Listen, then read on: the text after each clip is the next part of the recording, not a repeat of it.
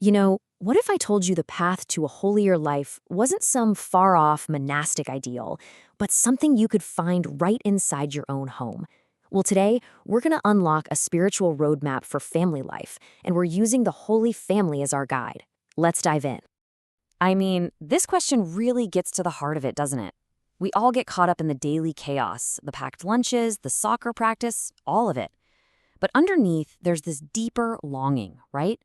A desire for peace, for real purpose, and a connection to something greater, right there within our own family.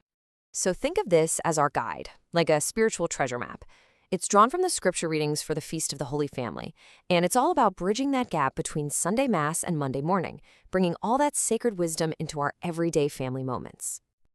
Our journey today is going to unfold in 5 parts. We'll start with the master blueprint for our homes. Then we'll dig into its scriptural foundations. After that, we'll look at an incredible role model of obedience, learn how to turn prayer into practice, and finally, this is the big one, we'll uncover the single act of love that can change everything. Okay, first up, a roadmap for your home. The key insight here is that the Holy Family isn't just some dusty historical portrait. Nope, they are a dynamic, living model, showing us that holiness is achievable not in spite of family life, but through it. Now, to really get this, we have to understand this beautiful concept called the domestic church. This idea completely transforms our perspective. It means our home, your home, is the primary sanctuary. It's the first classroom of faith where holiness is built, not in some grand pronouncements, but in the quiet, everyday rhythm of life. So where does this idea of the domestic church even come from? Well, let's go right to the source, its foundation in Scripture. We're going to unpack the lessons hidden inside the readings for the Feast of the Holy Family. Check this out. When you put these 3 readings side by side, something really cool happens. Sirach tells us to honor our parents. The Psalm promises blessings to those who fear the Lord. And then Colossians urges us to actively clothe ourselves in virtue. You see the pattern emerging, right? It's this powerful rhythm of reverence, receiving blessings, and then taking action. But what does clothing yourself in virtue actually look like? Well, Colossians doesn't leave us hanging. It gives us a spiritual wardrobe, if you will, for our domestic church. Heartfelt compassion, kindness, humility, gentleness, and patience. These aren't just abstract ideas. They're the very threads that weave a family together. And here it is, the master thread that ties the whole thing together. Over every other virtue, we're told to put on love. The scripture calls it the bond of perfection. Just think of it like the ultimate spiritual glue that holds every other virtue in place and makes a family truly whole. Okay, so we have the what, all those virtues. But what about the how? How do we live this out? For that, we turn to our next section. A powerful model of obedience we find in the quiet, decisive actions of St. Joseph.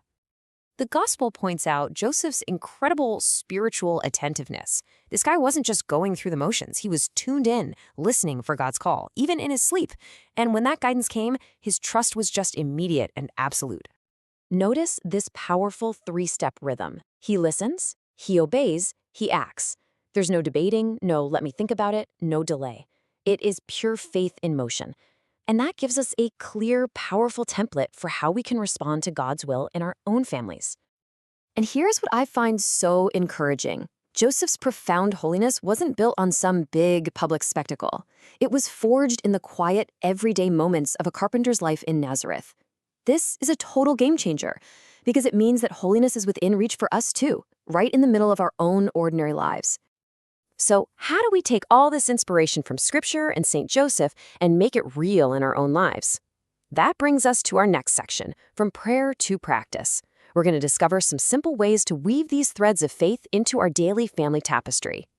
Here are some simple but really powerful tools for your domestic church. You could start your day with a morning offering. Or, at Mass, you can consciously place your family's joys and struggles on the altar. After communion, just whisper a prayer for your loved ones. And in those tough moments, try to unite your struggles with the sacrifice of Christ. These small acts can have a massive impact.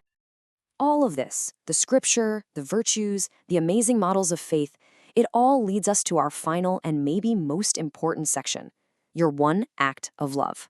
This is where we bring everything together into one simple, powerful step you can take the second this is over. So, after all the theory, the scripture, the virtues, the examples, we land on the most practical question of all. Where do we even start? How does this transformation actually begin? It begins with one. Just one. And that's the secret right there. Holiness isn't some impossibly steep mountain you have to climb. No, it's a path you start with a single step. One small, intentional act of love. That is the starting line for the transformation of your home. So, what will it be for you today? Maybe you'll forgive a resentment that's been weighing you down. Or maybe you'll speak with gentleness when you're tempted to be harsh.